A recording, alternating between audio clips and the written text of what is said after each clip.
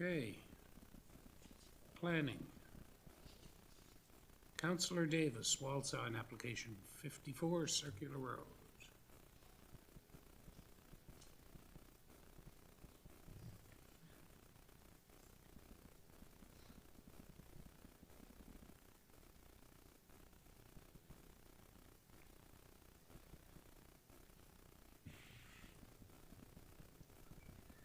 Okay, so we're discussing approving a wall sign at 54 Circular Road.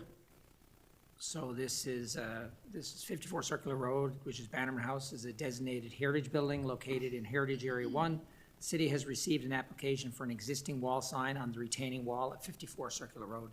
The wall sign is painted on the retaining wall and visible from Rainey's Mill Road and Empire Avenue, and there's photos of the existing wall sign attached. And the definition of a wall sign is there. Our regulations state that a wall sign shall not exceed 3 square meters in area. The subject sign is roughly 35 square meters and is therefore non-conforming as it is larger than permitted in accordance with Section 59 of the sign bylaw. The Built Heritage Experts Panel may recommend to council the acceptance of non-conforming signs whose design or situation merits such consideration. Council may accept or reject the recommendation.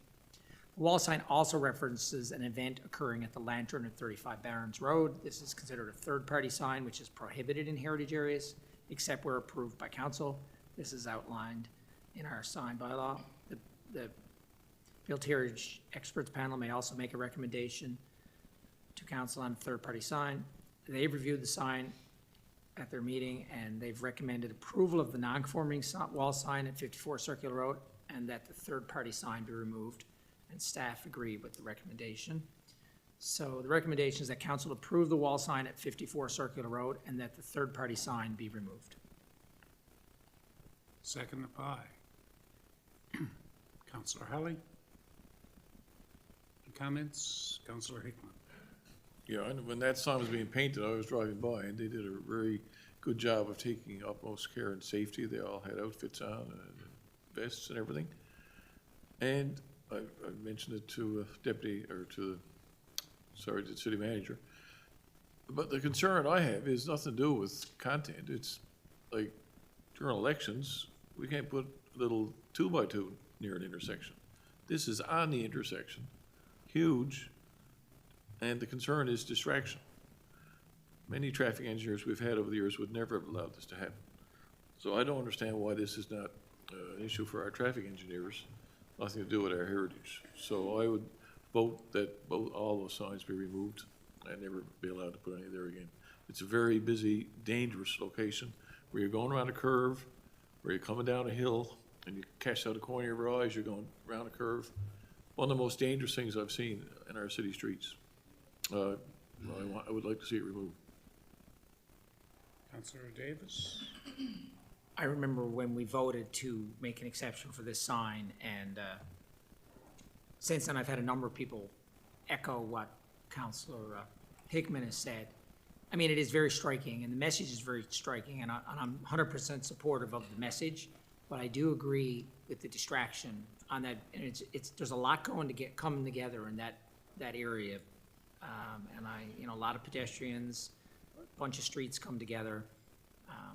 I agree with Councillor Hickman that I wish I could say that this is past, that we don't need this sign anymore. I wish it was in a place where it wasn't so distracting.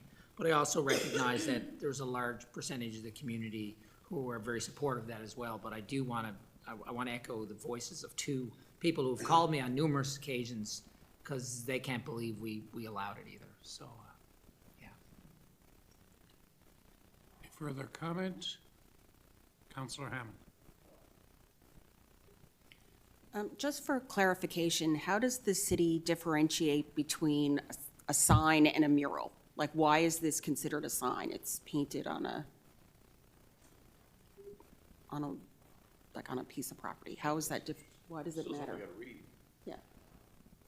But does it matter from the city's purposes whether or not it's considered a sign versus a mural? Like, if it was a mural without words there, would it be acceptable?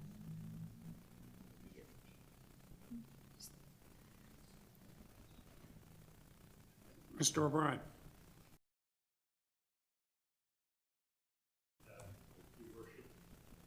council.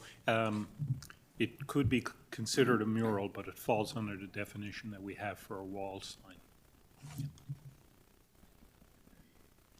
Councillor Holly? Good question, Councillor Hammond, thank you.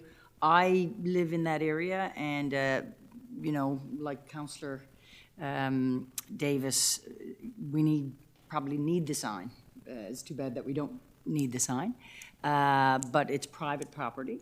And, you know, we have signs all around us when we're driving. You know, there's different signages telling us where to go and different things. I've never had anyone in the area complain to me about the sign to say that it was distracting.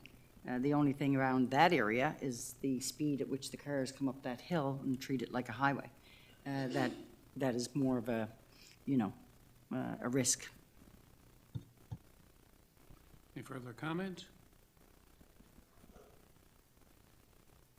No further comments? Call the question.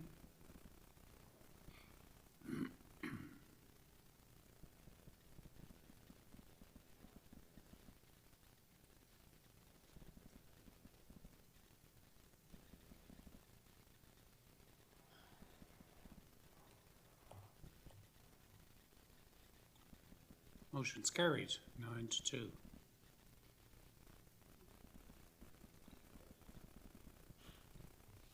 New residential property standards bylaw.